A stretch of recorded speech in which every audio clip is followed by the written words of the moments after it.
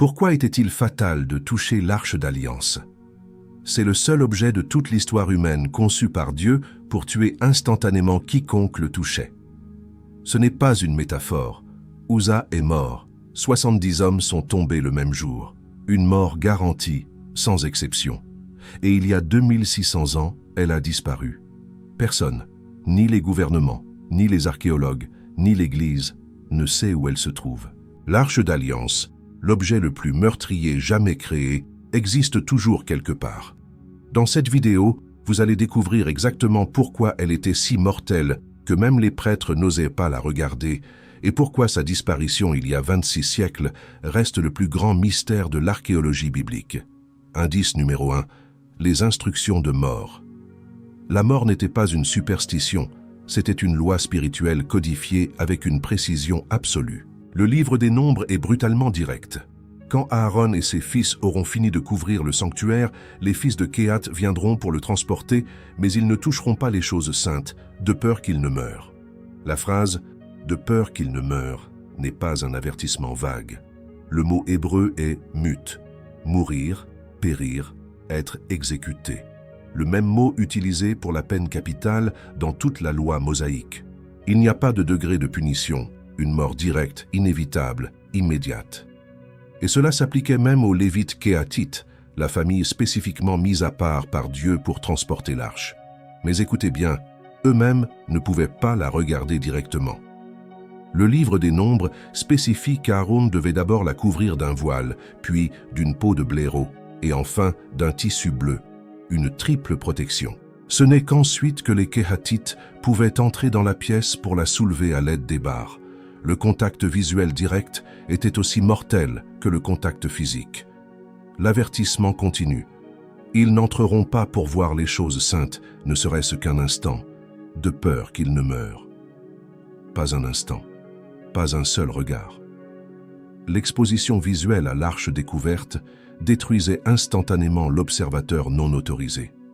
Mettez-vous dans la peau d'un lévite kéhatite. Vous faites partie de la famille élue. Vous avez été formé depuis l'enfance à chaque procédure. Mais vous avez vu ce qui arrive quand quelqu'un enfreint les règles.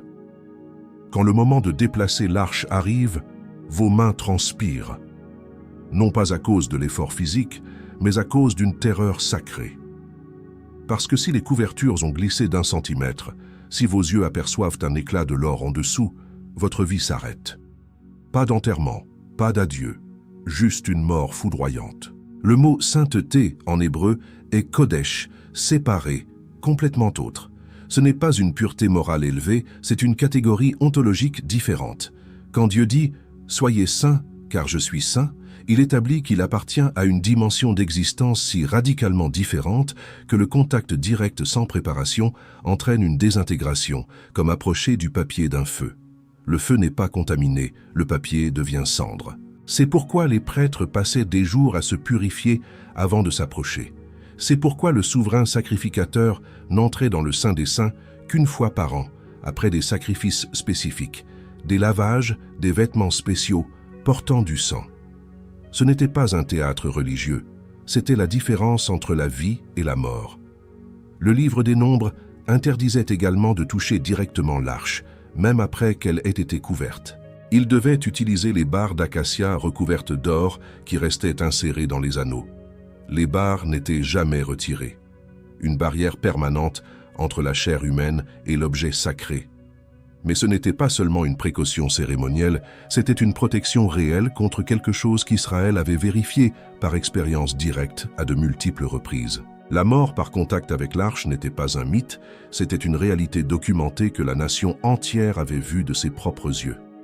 Indice numéro 2, l'homme qui a touché la mort, Uzza, fils d'Abinadab. Son nom est resté gravé à jamais comme un avertissement. Le roi David décida de transférer l'arche de Kirjat-Jarim à Jérusalem. C'était une célébration nationale massive, tout Israël rassemblé. Le 2e livre de Samuel dit que David et toute la maison d'Israël se réjouissaient au son des harpes, des luths, des tambourins et des cymbales. La musique résonnait, les foules dansaient. Le roi lui-même dansait de toutes ses forces. Il transportait l'arche sur un char neuf tiré par des bœufs. Uzza et son frère Achjo conduisèrent le char. Tout semblait parfait jusqu'à l'ère de Nacon. Et là, ça s'est produit. Les bœufs trébuchèrent. Uza étendit la main vers l'arche et la saisit. Cela semble héroïque, un réflexe de protection pour l'empêcher de tomber. Mais le verset suivant glace le sang. La colère de l'Éternel s'enflamma contre Uza, et Dieu le frappa sur place pour son irrévérence, et il mourut là, à côté de l'arche.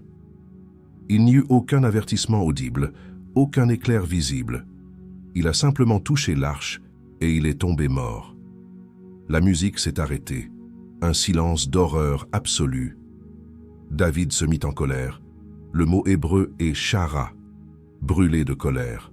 David était furieux contre Dieu. Il eut aussi peur, au point de dire « Comment l'arche de l'Éternel viendrait-elle jusqu'à moi ?»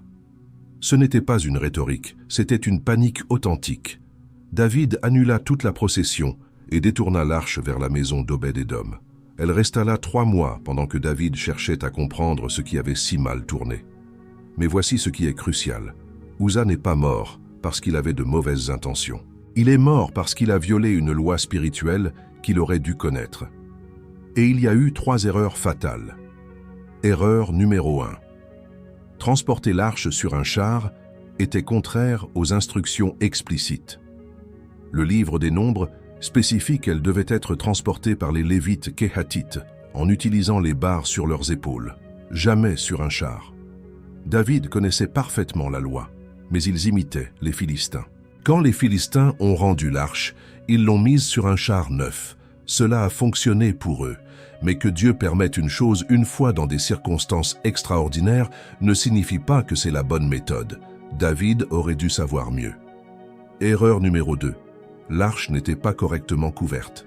Le livre des Nombres exige une triple protection avant que les Kéhatites n'entrent. Dans cette procession, l'arche était visible sur le char. Une violation grave. Erreur numéro 3. La familiarité qui engendre le mépris. L'arche était restée dans la maison d'Abinadab pendant des décennies. Uza avait littéralement grandi avec elle. Il la voyait tous les jours. Il avait perdu le sens de la terreur sacrée. C'est comme l'électricien vétéran qui, après 30 ans, devient négligent. Un jour, il touche le mauvais fil sans gants parce qu'il a fait la même chose 1000 fois, sauf que cette fois-ci, c'est fatal. Mais la question cruciale, pourquoi Dieu n'a-t-il pas laissé l'arche tomber? Pourquoi une mort immédiate pour un geste protecteur? Voici la réponse. L'arche n'avait pas besoin de l'aide d'Uza. L'arche contenait la présence du Dieu qui a ouvert la mer Rouge, qui a nourri 2 millions de personnes avec la manne pendant 40 ans, qui a renversé les murs de Jéricho. Ce Dieu a-t-il besoin qu'un simple mortel empêche son trône de tomber d'un char? Uza a supposé que sans son intervention, la présence de Dieu subirait un dommage. C'est le même manque de foi que les disciples ont montré quand ils ont réveillé Jésus en criant « Nous allons périr » pendant qu'il dormait. Ils n'avaient pas confiance que le Créateur de la mer pouvait contrôler les vagues. Et Dieu ne pouvait pas laisser passer ce moment sans une correction dramatique.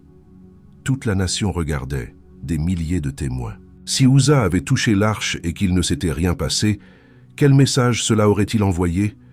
Que les lois de Dieu sont optionnelles quand on a de bonnes intentions, que la sainteté est négociable. Mais Dieu ne fonctionne pas ainsi. Samuel a réprimandé Saül. L'obéissance vaut mieux que les sacrifices. Dieu valorise l'obéissance exacte plus que les actes religieux spectaculaires. Saül a offert des sacrifices magnifiques, mais a désobéi au commandement. Dieu l'a rejeté. Uza a tenté de protéger l'arche, mais a violé le commandement de ne pas la toucher. Dieu l'a frappé de mort, mais ce n'était qu'un cas. Le 3e indice élimine tout doute avec un incident encore plus glaçant. Indice numéro 3. Le massacre de Beth-Shemesh. 70 hommes sont morts simultanément pour avoir regardé à l'intérieur de l'arche. L'histoire commence par une défaite d'Israël au combat. Désespérés, ils sortirent l'arche du tabernacle comme un porte-bonheur. Une erreur fatale. Israël fut massacré. 30 000 soldats moururent. Les Philistins capturèrent l'arche. Ils l'emmenèrent à Ashdod et la placèrent dans le temple de Dagon. Le lendemain matin, ils trouvèrent la statue de Dagon tombée face contre terre devant l'arche. Ils la remirent à sa place. Le jour suivant, ils la trouvèrent décapitée, les mains coupées. Mais ce qui suivit fut pire. Le premier livre de Samuel dit la main de l'Éternel s'appesantit sur les Ashdodiens, et il les frappa de tumeurs. Le mot hébreu fait probablement référence à des bubons, des gonflements caractéristiques de la peste bubonique. La Septante ajoute « Et il y eut des souris, et il y eut une grande confusion et une grande mortalité. » Des milliers de souris envahissant les villes, la peste bubonique transmise par les puces des rats. Les symptômes correspondent – tumeurs buboniques, forte mortalité, panique massive. Pendant 7 mois, l'arche circula entre 5 villes philistines, laissant la mort derrière elle. Finalement, désespérés, les Philistins la rendirent avec des offrandes de culpabilité. 5 tumeurs en or et 5 souris en or. Ils firent un char neuf, attelèrent 2 vaches qui allaitèrent leurs veaux. Si les vaches allaient à l'encontre de leur instinct maternel vers le territoire israélite, ils sauraient que c'était le Dieu d'Israël qui avait causé les fléaux. Les vaches allèrent directement à Beth-Shemesh, une ville lévitique. Quand les habitants virent l'arche, ils se réjouirent. Les Lévites descendirent l'arche correctement, la placèrent sur une pierre, coupèrent le bois du char et offrirent les vaches en holocauste. Tout selon le protocole. Jusque-là, tout allait bien. Et puis quelqu'un eut une idée terrible, et Dieu frappa les gens de Beth-Shemesh parce qu'ils avaient regardé à l'intérieur de l'arche. Il frappa 70 hommes parmi le peuple. 70, pas un. 70 hommes tombèrent morts le même jour. La célébration se transforma en un deuil de masse. Les habitants, terrifiés, dirent « Qui peut se tenir devant l'Éternel, ce Dieu saint ?» Une terreur absolue. Ils envoyèrent l'arche à Kirjat-Jearim, où elle resta 20 ans. Il ne s'agissait pas d'accidents isolés. C'est un modèle cohérent qui révèle quelque chose de fondamental sur la nature de Dieu. Indice numéro 4. Le trône de feu consumant. Ce n'était pas le coffre d'or qui tuait, c'était la présence littérale de Dieu, manifestée entre les chérubins. L'Exode enregistre les paroles exactes de Dieu à Moïse. « Ce sera là que je te rencontrerai. » Du haut du propitiatoire, entre les 2 chérubins qui sont sur l'arche du témoignage, je te parlerai. Une promesse littérale de présence physique à un endroit spécifique. L'espace entre les chérubins était appelé le trône de Dieu. Les psaumes font référence à Dieu comme à celui qui est assis sur les chérubins. Ce n'était pas que Dieu soit limité à cet espace, mais c'était le point de manifestation où il avait promis de se rendre présent de manière perceptible. Et cette présence se manifestait visuellement. L'Exode décrit que lorsque Moïse entrait dans le tabernacle, la colonne de nuée descendait. Le jour, une nuée. La nuit, du feu. Tout Israël voyait ces signes. Ce n'était ni invisible ni imaginaire. C'était si réel que cela guidait le mouvement du camp pendant 40 ans. L'Épître aux Hébreux dit « Notre Dieu est un feu consumant ». Ce n'est pas une métaphore. Le Deutéronome répète « L'Éternel, ton Dieu, est un feu consumant ». La sainteté de Dieu est constamment décrite comme un feu, une lumière intense, une gloire qui consume tout ce qui est impur et s'approche sans préparation. Pensez à Moïse sur le mont Sinaï. L'Exode décrit « Toute la montagne fumait, parce que l'Éternel y était descendu dans le feu. » Les Israélites voyaient le feu, entendaient les tonnerres, sentaient la terre trembler. Et Dieu établit une limite. Quiconque touchera la montagne sera mis à mort. L'arche contenait cette même présence, mais concentrée dans un espace beaucoup plus petit. Non pas dispersée sur une montagne, mais focalisée entre 2 chérubins. L'intensité était incomparablement plus grande, comme la différence entre être sous le soleil du désert et être à l'intérieur du cœur d'un réacteur nucléaire. C'est pourquoi le protocole était si strict. Le souverain sacrificateur, le seul autorisé à entrer dans le Saint des Saints, ne pouvait le faire qu'1 jour par an, le jour des expiations, après une préparation qui prenait des jours. Le Lévitique spécifie tout en détail. D'abord, un lavage cérémonial complet. Ensuite, revêtir des vêtements de lin blanc pur. Puis, le sacrifice d'un jeune taureau pour ses propres péchés. Ensuite, le sacrifice d'un bouc pour les péchés du peuple. Ce n'est qu'après cela, portant le sang et avec de l'encens qui brûlait pour créer un nuage protecteur, qu'il pouvait franchir le voile. Et encore, il y avait un risque réel de mort. Le Lévitique établit que l'encens devait créer un nuage dense pour couvrir le propitiatoire, afin qu'il ne meure pas. Même le souverain sacrificateur avait besoin de cette barrière de fumée entre ses yeux et la manifestation divine. Certaines traditions disent qu'on attachait une corde autour de sa cheville. S'il mourait à l'intérieur, personne d'autre ne pouvait entrer pour le sortir sans mourir. Ils utiliseraient alors la corde pour traîner le corps. Cette expérience n'était pas théorique, elle était une réalité tangible pendant 1000 ans, de Moïse à Jérémie. Et cela explique parfaitement pourquoi Uza et les 70 hommes sont morts. Ce n'était pas une punition arbitraire, c'était la conséquence naturelle d'un contact profane avec une sainteté absolue. Indice numéro 5, le contenu impossible. L'arche contenait les 3 objets les plus puissants de toute l'histoire d'Israël, les tables de la loi. L'Exode est explicite. Tu mettras dans l'arche le témoignage que je te donnerai. Les 2 tables de pierre sur lesquelles Dieu lui-même écrivit les 10 commandements de son propre doigt. Non pas gravés par une main humaine. Une écriture divine directe, les seules paroles de toute l'histoire que Dieu a physiquement écrites pour que les humains les lisent. La verge d'Aaron qui avait fleuri. Le livre des Nombres raconte qu'il y eut une rébellion contre le leadership de Moïse et le sacerdoce d'Aaron. Dieu intervint de manière dramatique. La terre s'ouvrit et engloutit les rebelles vivants. Un feu consuma 250 hommes. Pour établir l'autorité sacerdotale sans ambiguïté, Dieu ordonna une épreuve. Les princes de chaque tribu apportèrent une verge avec le nom de leur tribu. Les 12 verges furent placées dans le tabernacle pendant la nuit, devant l'arche. Le lendemain matin, la verge d'Aaron avait refleuri. Elle avait produit des fleurs et des amandes mûres. Une verge morte était revenue à la vie avec des fleurs et des fruits mûrs en une seule nuit. Un miracle impossible, la manne. L'Exode rapporte que Dieu ordonna « Prends un vase, mets-y un homère de manne et dépose-le devant l'Éternel pour servir de témoignage. » Le pain du ciel que Dieu fournit miraculeusement pendant 40 ans pour nourrir plus de 2 millions de personnes quotidiennement. Quand ils essayèrent de la conserver d'un jour à l'autre, elle se couvrait de verre, sauf la portion du vendredi qui durait pour le sabbat. Et la portion dans l'arche ne se décomposa jamais. Des siècles plus tard, quand elle fut ouverte, la manne était toujours là.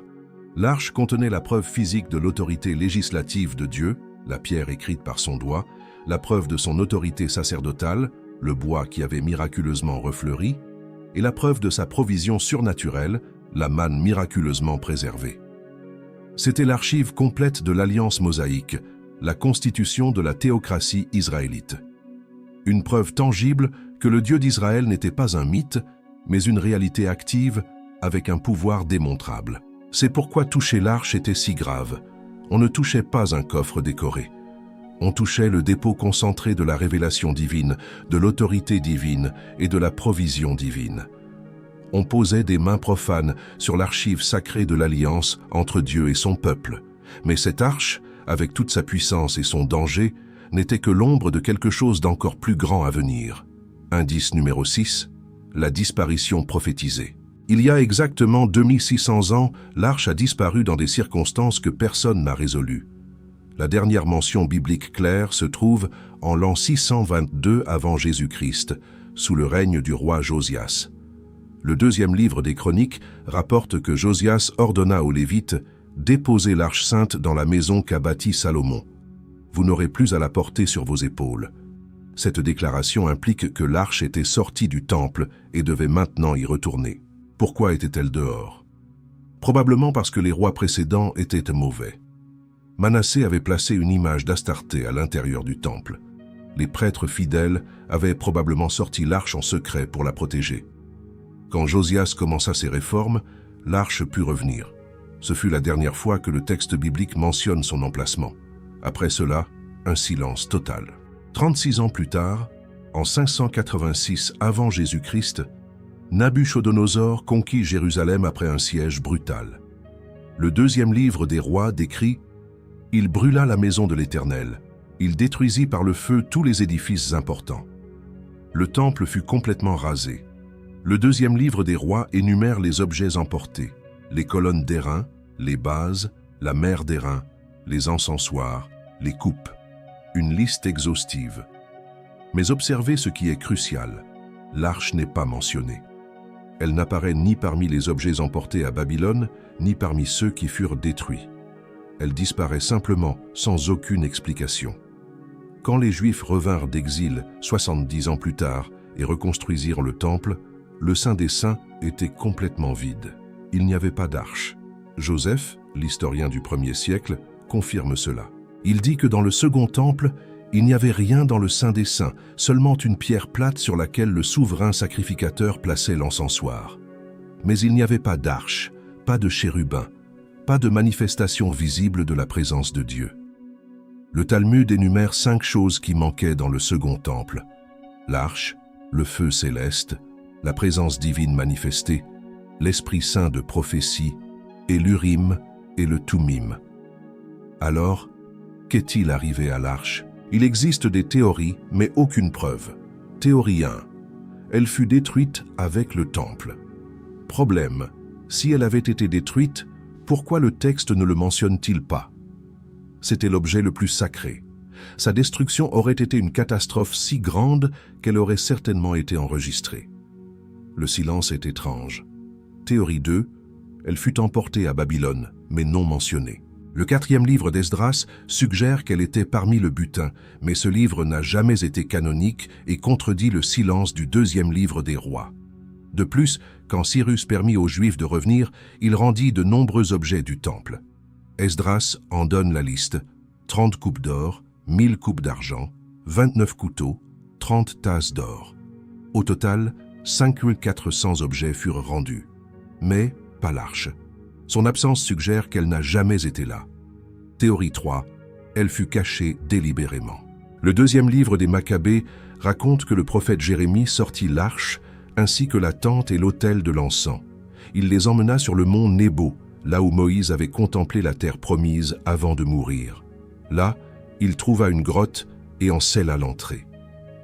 Certains qui l'accompagnaient essayèrent de marquer le chemin, mais ne purent plus le retrouver. Quand Jérémie l'apprit, il les réprimanda en disant: « Cet endroit restera inconnu jusqu'à ce que Dieu rassemble à nouveau son peuple. Alors, le Seigneur révélera ces choses. » C'est une histoire fascinante, mais le 2e livre des Maccabées admet que c'est un récit de seconde main et il n'apparaît dans aucun livre canonique. D'autres pensent qu'elle est enterrée dans des tunnels sous le mont du Temple, dans des chambres construites par Salomon. Le problème est que personne ne peut fouiller car c'est un site politiquement extrêmement sensible. Le dôme du rocher se trouve là. Fouiller provoquerait un conflit international. D'autres pensent qu'elle est en Éthiopie, basée sur les légendes du Kebra Nagast qui disent que Ménélik, fils de Salomon et de la reine de Saba, l'a emportée il y a 3000 ans. L'Église orthodoxe éthiopienne affirme la posséder à Aksum, gardée par un moine qui ne sort jamais et qui est le seul autorisé à la voir, mais ils ne permettent aucune vérification, aucune preuve, aucun moyen de confirmer. Ce que nous savons avec certitude, c'est que depuis 586 avant Jésus-Christ jusqu'à aujourd'hui, 2600 ans plus tard, personne ne sait où se trouve l'arche. Elle a disparu. Et sa disparition n'était pas un accident, elle faisait partie du plan divin. Jérémie l'avait prophétisé: « En ces jours-là, quand vous vous serez multipliés, on ne dira plus « l'arche de l'alliance de l'Éternel ». Elle ne viendra plus à la pensée, on ne se souviendra plus d'elle, on ne la regrettera pas, et on n'en fera pas une autre. Incroyable. L'arche ne sera plus ni rappelée, ni regrettée, ni nécessaire. Pourquoi? Indice numéro 7. Le remplaçant vivant. L'arche a disparu parce que sa fonction a été accomplie et remplacée par quelque chose d'infiniment supérieur. L'Épître aux Hébreux l'explique. La loi n'est que l'ombre des biens à venir, et non la réalité même des choses. Le tabernacle, l'arche, les sacrifices, tout était une préfiguration. Tout pointait vers quelque chose de plus grand, qui trouverait son expression complète en la personne de Jésus, le Messie. Les tables de la loi représentaient la révélation de la volonté de Dieu. Jean dit que Jésus est la parole faite chair. Non pas des paroles sur la pierre, mais la parole vivante, la révélation complète du caractère de Dieu incarné en une personne humaine. L'Épître aux Hébreux commence. Après avoir autrefois parlé au Père par les prophètes, Dieu nous a parlé dans ces derniers jours par le Fils. La révélation sur la pierre a été remplacée par la révélation en chair. Jésus lui-même a dit « Le ciel et la terre passeront, mais mes paroles ne passeront point. » La verge d'Aaron qui avait refleuri représentait l'autorité sacerdotale. L'Épître aux Hébreux explique que Jésus est souverain sacrificateur éternel selon l'ordre de Melchisédek, supérieur à Aaron. La verge morte qui avait refleuri était une prophétie de résurrection. Jésus est mort et a ressuscité littéralement 3 jours plus tard. Tombeau vide, centaines de témoins. Sa résurrection a établi son autorité. L'Épître aux Hébreux dit « Ce n'est pas dans un sanctuaire fait de main d'homme que Christ est entré, mais dans le ciel même, afin de paraître maintenant devant la face de Dieu pour nous. » La manne représentait la provision divine surnaturelle. Jésus a déclaré « Je suis le pain de vie. Celui qui vient à moi n'aura jamais faim. » La manne physique maintenait le corps en vie temporairement. Jésus est le pain spirituel qui donne la vie éternelle de façon permanente. Jean rapporte « Vos pères ont mangé la manne dans le désert, et ils sont morts. Celui-ci est le pain qui descend du ciel, afin que celui qui en mange ne meure point. » Et plus important encore, l'arche était le trône de Dieu, où il manifestait sa présence. Mais seul le souverain sacrificateur pouvait s'approcher une fois par an, après des rituels élaborés, avec du sang d'animaux, pour quelques minutes seulement. Le voile épais séparait le Saint des Saints. Personne ne pouvait le franchir sous peine de mort. Mais quand Jésus est mort sur la croix, Matthieu rapporte que le voile du temple se déchira en deux, de haut en bas, non pas de bas en haut, comme si des humains l'avaient déchiré, de haut en bas. Dieu lui-même l'a déchiré. Le chemin vers le Saint des Saints fut complètement ouvert. La barrière entre Dieu et l'humanité fut ôtée pour toujours. Nous n'avons plus besoin d'une arche physique parce que Jésus est la nouvelle arche. Paul le dit dans l'Épître aux Colossiens. En Christ habite corporellement toute la plénitude de la divinité. La présence de Dieu n'est plus entre des chérubins d'or à Jérusalem. Elle est en Christ, complète, pleine, accessible. Et pour ceux qui croient en lui, Paul dit quelque chose d'encore plus radical. Ne savez-vous pas que votre corps est le temple du Saint-Esprit? Les croyants sont devenus le nouveau tabernacle. L'Esprit habite à l'intérieur, non dans une arche extérieure. Nous n'avons plus besoin d'aller à Jérusalem. Nous n'avons plus besoin d'attendre le jour des expiations. Nous n'avons plus besoin d'un prêtre qui entre pour nous. Nous avons un accès direct, personnel, immédiat et continu à la présence de Dieu par le Christ. L'Épître aux Hébreux confirme « Ainsi donc, frères, nous avons la liberté d'entrer dans le Saint des Saints par le sang de Jésus, par le chemin nouveau et vivant qu'il a inauguré pour nous. Approchons-nous avec un cœur sincère, dans la plénitude de la foi. » Pensez à ce que cela a de révolutionnaire. Dans l'ancien système, toucher l'arche signifiait la mort instantanée. Uzzah est mort. 70 hommes sont morts. Aucune exception, aucune grâce. La sainteté pure rencontrant l'humanité profane entraînait la destruction. Mais en Christ, la sainteté de Dieu rencontre l'humanité profane et au lieu de la détruire, elle la transforme. La deuxième épître aux Corinthiens dit « Si quelqu'un est en Christ, il est une nouvelle créature. Les choses anciennes sont passées, toutes choses sont devenues nouvelles. » Le contact avec la sainteté ne tue plus. Il vivifie, purifie, transforme, rend saint ce qui était profane. C'est exactement l'inverse de ce qui se produisait avec l'arche. La différence est dans le sang. Sous l'ancienne alliance, le sang des animaux couvrait temporairement les péchés, mais ne les ôtait jamais. L'Épître aux Hébreux explique que le sang des taureaux et des boucs ne peut ôter les péchés. Les sacrifices se répétaient à l'infini. Ils ne finissaient jamais parce qu'ils ne résolvaient jamais le problème. Mais Jésus a offert un seul sacrifice parfait qui a ôté le péché une fois pour toutes. L'Épître aux Hébreux continue. Christ, après avoir offert un seul sacrifice pour les péchés pour toujours, s'est assis à la droite de Dieu. Car par une seule offrande, il a amené à la perfection pour toujours ceux qui sont sanctifiés. Une fois pour toutes, parfait, complet. Rien de plus ne doit être ajouté. L'œuvre est terminée. Le chemin est ouvert. L'accès est garanti. C'est pourquoi l'arche physique a disparu. Elle n'était plus nécessaire. Elle a accompli son but qui était de pointer vers Christ. Maintenant que Christ est venu, le signe peut être retiré. C'est comme un échafaudage autour d'un bâtiment en construction. Il est nécessaire pendant la construction, mais il est retiré une fois qu'elle est terminée. Laisser l'échafaudage serait absurde. Il bloquerait la vue du bâtiment achevé. L'arche était un échafaudage spirituel, une structure temporaire qui soutenait quelque chose jusqu'à ce que la réalité finale soit prête. Maintenant que Christ est venu, qu'il est mort, qu'il est ressuscité, qu'il est monté au ciel et qu'il a envoyé son esprit, le bâtiment est achevé. L'échafaudage peut disparaître sans perte, car la réalité est là, complète, permanente, accessible à tous sans restriction. C'est la raison pour laquelle Dieu a permis que l'arche disparaisse il y a exactement 2600 ans. Ce n'était ni un vol, ni une destruction accidentelle. C'était un retrait intentionnel parce que son ère était terminée. L'ombre a cédé la place à la substance. Le symbole a été remplacé par la réalité. La promesse a été accomplie. Et nous, vivant dans l'ère post-Christ, nous avons le privilège qu'aucun Israélite antique n'a jamais eu. Nous pouvons entrer avec confiance dans le Saint des Saints.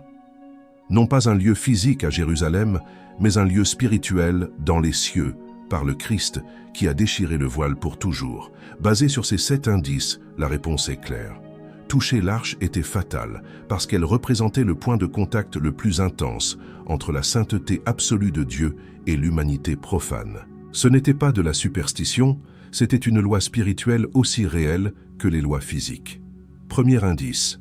Les instructions dans le livre des Nombres avertissaient d'une mort inévitable pour ceux qui toucheraient l'arche sans autorisation.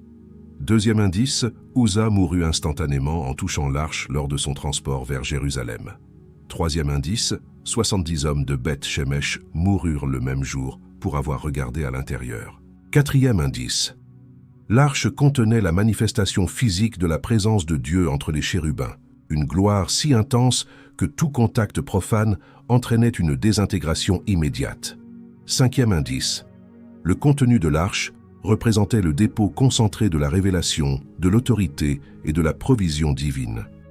Sixième indice, l'arche a disparu il y a 2600 ans, lors de la destruction de Jérusalem par Nabuchodonosor, probablement cachée à un endroit que personne n'a découvert. Septième indice, l'arche a disparu parce qu'elle a été conçue comme une ombre temporaire qui pointait vers Christ, qui a accompli pleinement tout ce qu'elle représentait et a ouvert un accès direct à la présence de Dieu. Mais la question finale reste sans réponse.